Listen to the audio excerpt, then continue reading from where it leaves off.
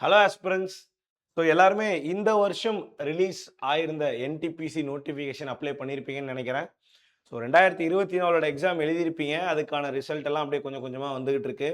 கிராஜுவேட்டுக்கு ஏற்கனவே என்டிபிசி உடைய tyre 1, tyre 2 முடிஞ்சு அடுத்து வந்து டைப்பிங் டெஸ்ட்டுக்கு போகிறாங்க. அண்டர் கிராஜுவேட் வந்து பார்த்தீங்க அப்படின்னா உங்களுக்கு என்ன அது அடுத்து டயர் 2 ரிசல்ட்டுக்காக வெயிட் பண்ணிட்டு இருக்காங்க. ஆனால் இப்போ நான் பேசுறது 2024ல் ரிலீஸ் பண்ண நோட்டிஃபிகேஷனுக்கான எக்ஸாம் பற்றி தான். சரியா? எப்பயுமே ரயில்வேல கொஞ்சம் டிலே பண்ணி தான் நடத்துவாங்க எக்ஸாம்ஸ் எல்லாமே. அந்த வகையில் இது எல்லாமே 2024ஓடது. இந்த 2025ல் இப்போ ரீசெண்டாக போன மாதம் நோட்டிஃபிகேஷன் வந்திருந்தது. அதில் கிராஜுவேட், அண்டர் கிராஜுவேட் ஒரு வார கேப்பில் வந்திருந்தது பார்த்தீங்களா? அந்த எக்ஸாம் நீங்கள் எல்லாரும் அப்ளை பண்ணியிருப்பீங்க. இது இல்லாமல் 2026லையுமே நோட்டிஃபிகேஷன் வரப்போகுது. ஸோ என்ன இயரில் நோட்டிஃபிகேஷன் விட்றாங்களோ அந்த இயரோட எக்ஸாம் டேட்டை தான் அந்த இயரை தான் வந்து அதோடைய சர்க்கிள்கான எக்ஸாமாக நாங்கள் சொல்லுவோம். ஸோ அதனால தான் 25 அப்படின்னு சொல்லி போட்டிருக்கேன். ஸோ 26லையுமே ஆனால் என்டிபிசி நடக்க போகுதான். சரி, பட் இந்த வீடியோ அதை பற்றி இருக்க போகிறதில்ல. ஏற்கனவே அதை பற்றி நிறையா சொல்லியிருக்கேன். அடுத்த வருஷம் உங்களுக்கு கிட்டத்தட்ட 4 என்டிபிசி எக்ஸாமாவது இருக்கும். சரிங்களா? 2 கிராஜுவேட், 2 அண்டர் கிராஜுவேட். அதாவது 25ஓட கிராஜுவேட், அண்டர் கிராஜுவேட், 26ஓட கிராஜுவேட், அண்டர் கிராஜுவேட் அப்படின்னு. ஸோ இந்த எக்ஸாம்ஸ் எப்போ நடக்கும் அப்படின்னு ஒரு சின்ன ஐடியா நான் கொடுக்குறேன். இந்த எக்ஸாமுக்கு பற்றி போகிறதுக்கு முன்னாடி 2026ல் நீங்கள் ஒரு சென்ட்ரல் கவர்மெண்ட் எக்ஸாமுக்கு எழுதி படித்து போகணுன்னாலும் சரி, இல்லை ஒரு ஸ்டேட் கவர்மெண்ட் எக்ஸாமுக்காக ப்ரிப்பேர் பண்ணிட்டு இருக்கிற ஆஸ்பிரண்ட்டாக இருந்தாலும் சரி, இல்லை பேங்க் எதை வேணா இருக்கட்டும், நம்மளுடைய வரண்டா ரேஸில் 4ஆம் தேதி, ஜனவரி 4ஆம் தேதி வந்து பார்த்தீங்கன்னா அக்ராஸ் ஆல் பிரான்ச்சஸில் ஆஃப்லைன் சென்டர்ஸில் உங்களுக்கு வந்து ஒரு ஓரியன்டேஷன் ப்ரோக்ராம் கண்டக்ட் பண்ண போகிறோம். இந்த ஓரியன்டேஷன் ப்ரோக்ராம் வந்து பார்த்தீங்க அப்படின்னா ஏற்கனவே எக்ஸாம் கிளியர் பண்ணவங்க வந்து உங்களுக்கு இந்த எக்ஸ்பர்ட் கைடன்ஸ் கொடுக்குற மாதிரி இருக்கிறதுனால ரொம்பவே யூஸ்ஃபுல்லாகவும் இருக்கும். ஸோ அதனால் நீங்கள் என்ன பண்ணலாம், 4ஆம் தேதி உங்களோட ஊரில் இருக்கக்கூடிய வரண்டா ரேஸ் பிரான்ச்சை விசிட் பண்ணி நீங்கள் இந்த ஓரியன்டேஷனில் கலந்துக்கலாம். சரிங்களா? ஸோ அதுக்கு முன்னாடி நம்மளுடைய பயோலே வந்து பார்த்தீங்கன்னா இதுக்கான ரெஜிஸ்ட்ரேஷன் லிங்க் இருக்கும். இந்த வீடியோவுக்கு கீழேயுமே இருக்கும், கமெண்ட்லேயுமே உங்களுக்கு நான் வைக்க சொல்கிறேன். ஸோ அதனால் நீங்கள் என்ன பண்ணிக்கலாம், ரெஜிஸ்டரும் பண்ணிக்கலாம். ரெஜிஸ்டர் பண்ணிட்டு போனீங்க அப்படின்னா எத்தனை பேர் வருவாங்கன்ற ஒரு ஐடியா கிடைக்கும். சரியா? அதுக்காக ரைட். ஸோ அப்போ அந்த வகையில் இப்போ எக்ஸாம் டேட்டுக்கு போயிடும். ஸோ என்டிபிசியோட எக்ஸாம் டேட் எப்போ இருக்கும் அப்படின்னா, நான் ஒரு சின்ன ஐடியா சொல்கிறேன். அதாவது ஏஎல்பி டெக்னீஷியனு, செக்ஷன் கண்ட்ரோலரு, அதுக்கப்புறம் தான் என்டிபிசியோட நோட்டிஃபிகேஷன் விட்டாங்க. சரியா? என்டிபிசியோட கிராஜுவேட், என்டிபிசியோட அண்டர் கிராஜுவேட் அப்படின்னு. இப்போ வந்து செக்ஷன் கண்ட்ரோலருக்கு மட்டும் February 11, 12 டேட்டு சொல்லியிருக்காங்க. ஸோ அதுக்கு முன்னாடி வரைக்கும் குரூப் டி எக்ஸாம் வேறு நடந்துட்டு இருக்கு.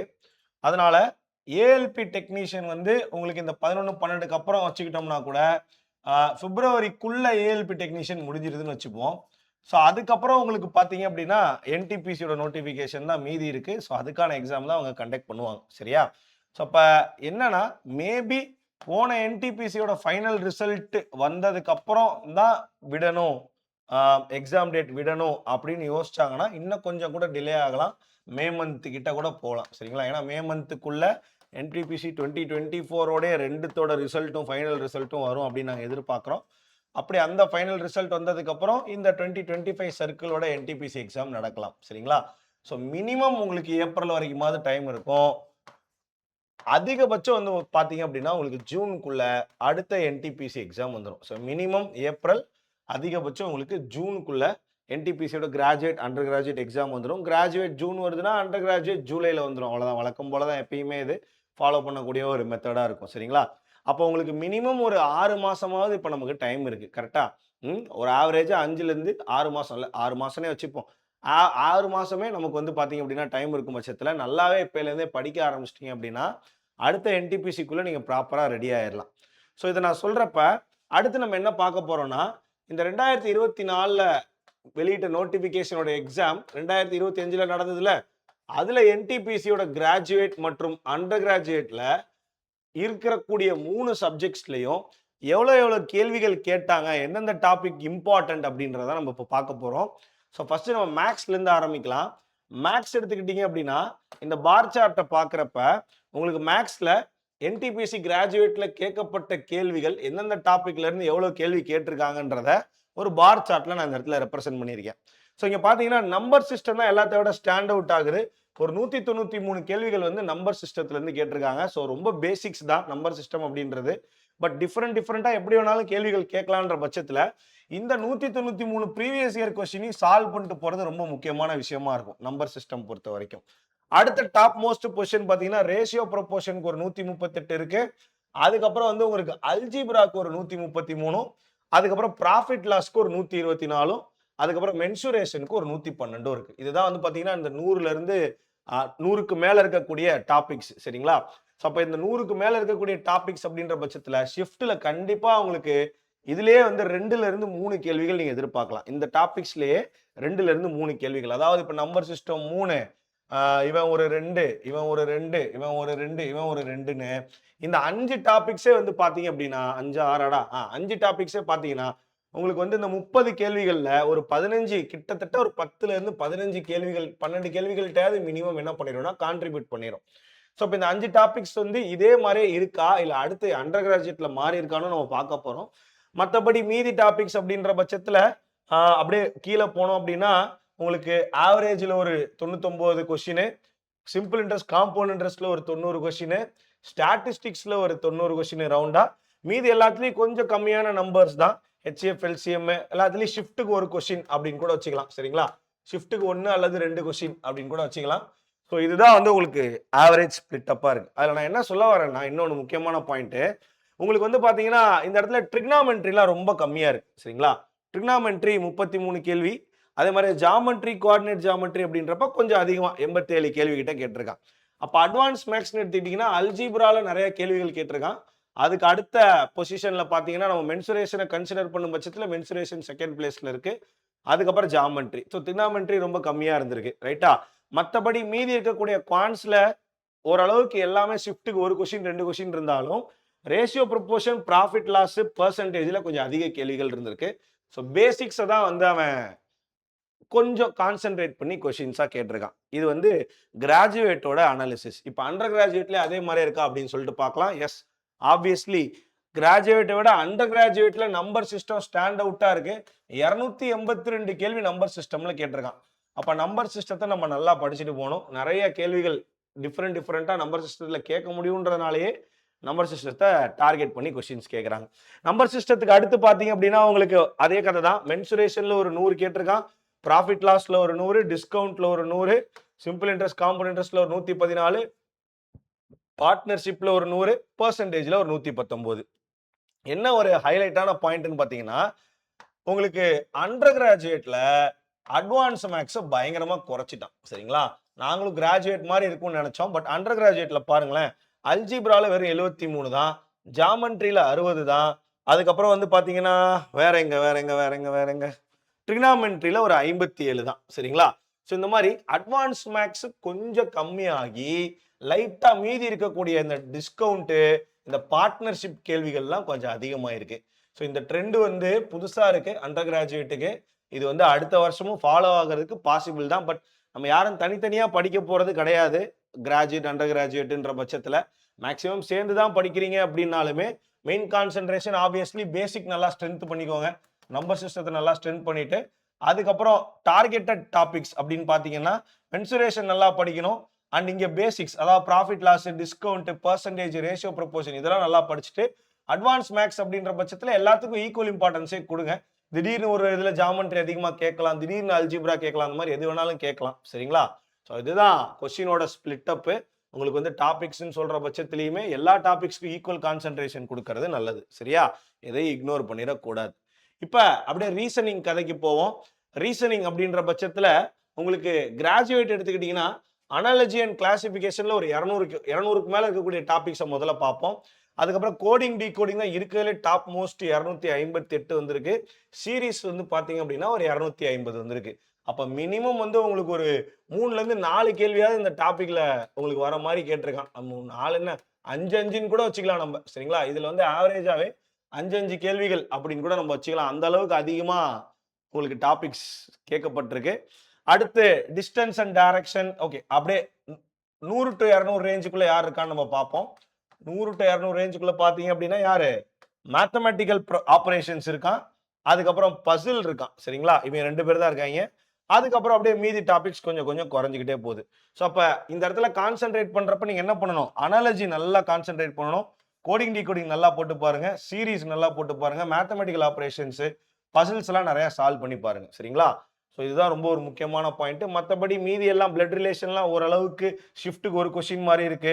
மிஸ்ஸிங் நம்பர் வந்து 13 கொஸ்டின் தான். இந்த மாதிரி மற்ற டாபிக்ஸ் எல்லாம் ரொம்ப அடி வாங்கியிருக்கு. சரிங்களா? இது கிராஜுவேட்டோட அனாலிசிஸ். இப்போ அண்டர் கிராஜுவேட்ல இதே ட்ரெண்டே ஃபாலோ ஆகுதான்னு பார்க்கலாம். கொஞ்சம் டிஃப்ரெண்ட் இருக்கு. அதுல நம்பர் சீரிஸ் கொஞ்சம் அதிகமாயிருக்கு. அண்டர் கிராஜுவேட்ல நம்பர் சீரிஸ் கொஞ்சம் அதிகமாயிருக்கு. கோடிங் டிகோடிங் வழக்கம் போல மேலேயே தான் இருக்கு. ஆட் ஒன் அவுட் அப்படின்றதுல ஒரு 171 கேள்விகள் கேட்டிருக்காங்க. இது இல்லாம இது வந்து மூணுமே 150க்கு மேல இருக்கு. கரெக்டா? அதுக்கப்புறத்துல இருக்கக்கூடிய கொஸ்டின் எடுத்துக்கிட்டீங்கன்னா அனாலஜி, அதுக்கப்புறம் டைரக்ஷன் அண்ட் டிஸ்டன்ஸ், அதுக்கப்புறம் சீட்டிங் அரேஞ்ச்மெண்ட், சிலாஜிசம், இது எல்லாமே வந்து பாத்தீங்க அப்படின்னா ஒரு 100க்கு மேல இருக்கக்கூடிய டாபிக்கா இருக்கு. ஸோ அப்போ அண்டர் கிராஜுவேட் அப்படின்ற பட்சத்துல கிராஜுவேட்ல இருக்கிற அதே மாதிரியான ஸ்பிளிட் அப் தான் இருக்கு. ஆனா இல்ல, ஸ்லைட் டிஃபரன்ஸ் இருக்கு. என்ன ஸ்லைட் டிஃபரன்ஸ்னா டாபிக் வந்து கொஞ்சம் வந்து அதுல கேட்ட அதே கேள்வியை கேட்காம மீதி இருக்கக்கூடிய 4-5 டாபிக்ஸை சேர்த்து கேள்வியா கேட்கறாங்க. ஏன்னா அண்டர் கிராஜுவேட்ல ஆப்வியஸ்லி 57 ஷிஃப்ட் கொஸ்டின் இருந்துச்சா, அப்ப அந்த 57 ஷிஃப்ட்ன்றனால மற்ற டாபிக்ஸும் கொஞ்சம் வந்து பாத்தீங்கன்னா ரைஸ் ஆயிருக்கு. வேற எதுவும் இல்லை. அதாவது கிராஜுவேட்ல 47 ஷிஃப்ட் தான் எக்ஸாம் நடந்தது. அண்டர் கிராஜுவேட் 10 ஷிஃப்ட் எக்ஸ்ட்ரான்றதுனால உங்களுக்கு மற்ற டாபிக்ஸ்லயுமே கொஞ்சம் கொஞ்சம் ஷேரிங் பண்ணி கொஸ்டின் கேட்டிருக்காங்க. கோடிங் டிகோடிங்ல அங்கேயுமே 200 இருந்தது, இங்கேயும் 200 இருக்குதான். ஆனா இதுல போய் 400 கேள்வி கேட்க முடியுமா? அது கேட்க முடியாதுல்ல. அப்ப அந்த 200 கேள்வி எங்க சாட்டிஸ்ஃபை பண்ணணும்னா இங்க எங்கேயா சாட்டிஸ்ஃபை பண்ணுன்ட்டு மற்ற டாபிக்ஸை உங்களுக்கு ஏத்தி போட்டிருக்கான். வேற எதுவும் இல்லை. சரியா? இப்ப எல்லாத்தோடைய ஆஸ்தான சப்ஜெக்ட்டுக்கு வந்துருவோம், ஜிஎஸ்க்கு வந்துருவோம். ஸோ கிராஜுவேட்டை பொறுத்த வரைக்கும் ஹிஸ்டரியில நிறைய கேள்விகள் இருந்தது. அதுக்கப்புறம் ஜியாகிரபி, பாலிட்டி, இது எல்லாமே 200க்கு மேல. கம்ப்யூட்டர்லயுமே வந்து பாத்தீங்கன்னா உங்களுக்கு 235 கொஸ்டின். கரண்ட் அஃபேர்ஸ்ல உங்களுக்கு 271 கேள்வி கிட்ட இருந்தது. சரிங்களா? அப்ப 200க்கு மேலே வந்து பாத்தீங்கன்னா உங்களுக்கு ஒரு 4 சப்ஜெக்ட் பிளஸ் ஒரு கரண்ட் அஃபேர்ஸ் இருக்கு. அப்ப இந்த 4 சப்ஜெக்டை வச்சு கண்டிப்பா உங்களுக்கு ஒரு 20 கேள்வி கேட்டுருவான். கரண்ட் அஃபேர்ஸ்ல நம்ம ஒரு ஆவரேஜா 5ன்னு வச்சுக்கிட்டோம்னா கூட 25 கேள்விகள் வந்து பாத்தீங்க அப்படின்னா உங்களுக்கு இந்த 5 டாபிக்ல இருந்தே வந்துடும். அப்ப மீதி இருக்கிற 15 கேள்விக்கு தான் நீங்க எக்கனாமிக்ஸ், பிசிக்ஸ், கெமிஸ்ட்ரி, பயாலஜி எல்லாம் பாருங்களேன்டா. நல்லா புரிஞ்சுக்கோங்கடா. என்டிபிசில சயின்ஸ் ரொம்ப கம்மி. நான் பல இடங்கள்ல இதை வந்து திரும்ப திரும்ப சொல்லிக்கிட்டே தான் இருக்கேன். பட் பசங்க கவனிக்க மாட்டேங்கிறாங்க. என்டிபிசில சயின்ஸ் கேள்வி கம்மியா தான் கேட்பான். அண்டர் கிராஜுவேட்லயுமே கம்மியா தான் கேட்டிருந்தான். அப்ப அந்த வகையில என்டிபிசில 3 சயின்ஸையும் சேர்த்தாலே 130 கேள்வி தான் வருது. அதுவே எக்கனாமிக்ஸை விட கம்மியா தான் இருக்குது. கரெக்டா?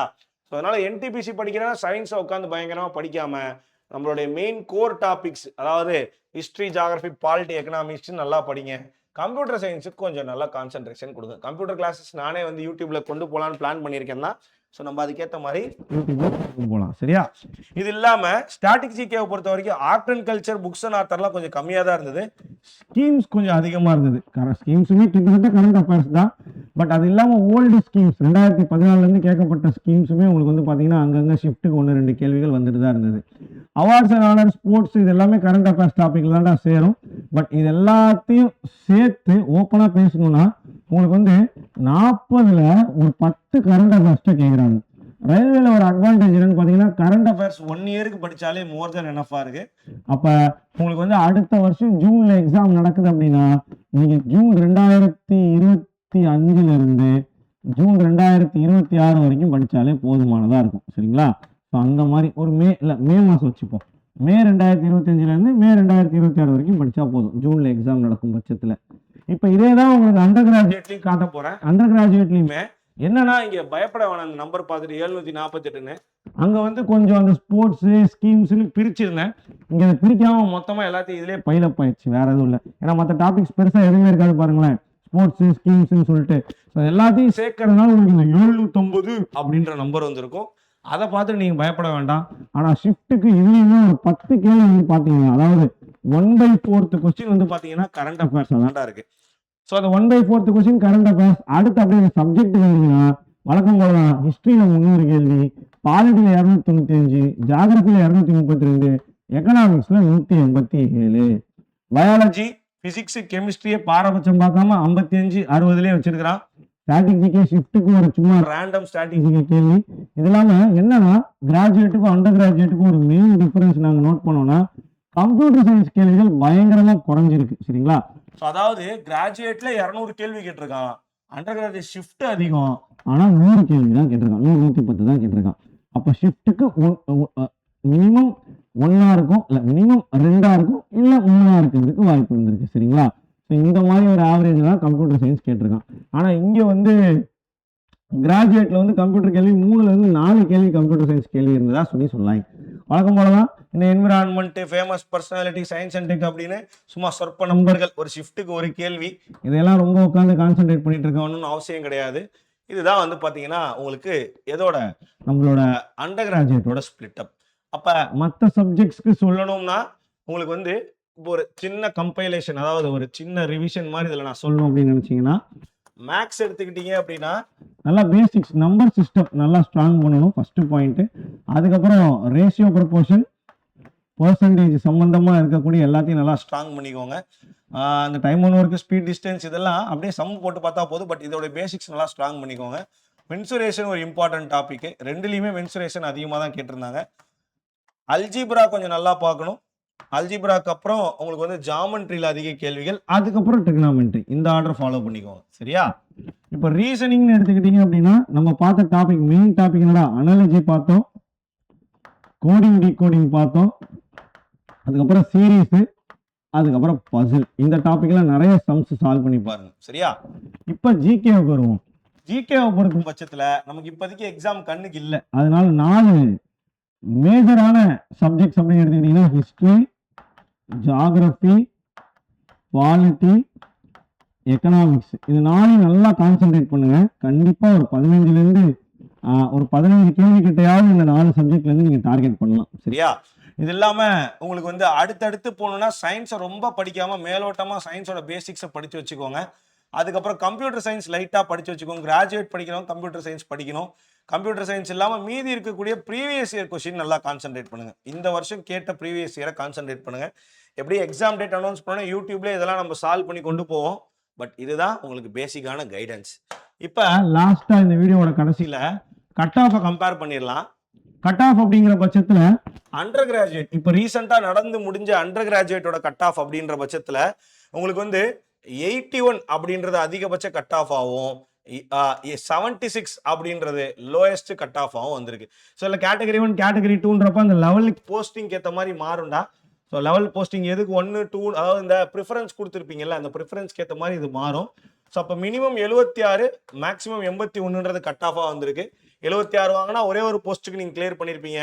82 அதெல்லாம் வாங்கியிருந்தீங்கன்னா நீங்கள் 4 போஸ்டிங்க்குமே கிளியர் பண்ணியிருப்பீங்க. இதுதான் வந்து பார்த்தீங்க அப்படின்னா யூஆ இருக்குது. இதே ஓபிசிக்கு அப்படின்றப்ப மினிமம் அதே 76 தான், மேக்ஸிமம் 81 தான், சேம் தான். லைட்டாக சொற்ப நம்பர்கள் டெசிமலில் தான் உங்களுக்கு அங்கே மாறி இருக்க போகுது. இதே எஸ்சி கேண்டிடேட்டாக இருக்கும் பட்சத்தில் மினிமம் 71, மேக்ஸிமம் 77 இருக்குது. எஸ்டிஆர் இருக்கும் பட்சத்தில் மினிமம் 64, மேக்ஸிமம் 68 இருக்குது.